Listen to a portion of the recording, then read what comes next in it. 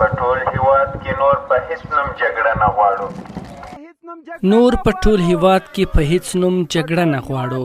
له کابل هلمند ته پر بایسکل د راغلي هلمندي ځوان عبدالمالک همدرد د پیل سوي کمپاین شعار دی.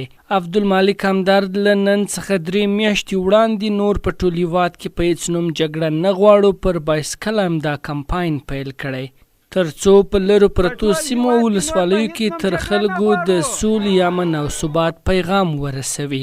نوموړي وایي لومړی د افغانستان څو شمالي ولایتونو ته سفر وکړ، وروسته یې د کابل ټولو ولسوالیو بې له سروبي ولسوالۍ څخه همدا پیغام رسولی چې د خلکو له تود هرکلي سره مخ سوی دی. همدرد له شمالي ولایتونو او کابل وروسته پرون مازدیګر هلمند ته راورسېد چې د مرکز لښکرګاه ښار په بېلابېلو سیمو او واټونو کې تر نیمې شپې همدا شعار خپراوه.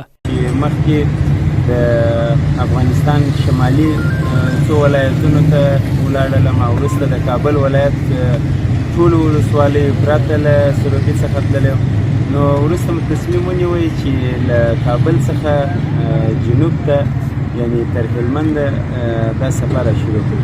مخکې میدان وردګو ولایت ته تللی وم، په هغه اندازه تاثیرات نه وه لکه دوم ځلې چې ورته راغللم. همداسې یعنې دا تاثیرات ورو ورو تر نورو ولایتونو ولسوالیو کلي رسېده.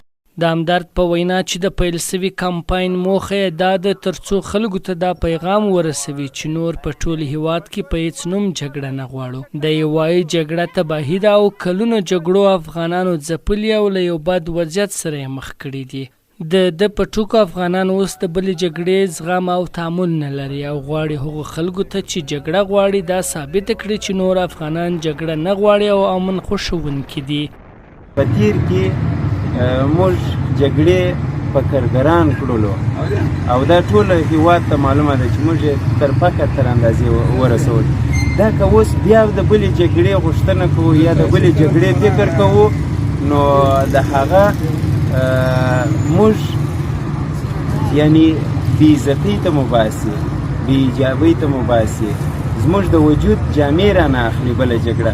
نو بیا چې زموږ د وجود جامې نه وي، زموږ عزت نه وي، زموږ پت نه وي، موږ به څنګه مخته ولاړ شو؟ نو ښه خبره همدا ګڼمه چې په ټول هېواد کې نور په هېڅ نوم جګړه نه غواړو. همدا پیغام تر ټولو افغانانو د یو بل په توسط ورسوو او ذهنونه نور مثبت جوړ کړو. بس دې منفي مو ډېر وخت تېر کوي او هغو موږ ته ښې پایلې نه دي لرلي. دا لومړی ځل دی چې په ټول هیواد کې نور په هیڅ نوم جګړه نه غواړو کمپاین پر بایسکل پیل سوی او خلکو ته له ځان سره دا من پیغام لري. هیره دې نه وي چې له دې څخه وړاندې د سولې ولسي حرکت له هلمند کابل ته د سولې او امن پیغام لیږدولو په موخه پلی مزل کړی و. حافظ احمد نصرت، سکون رادیو.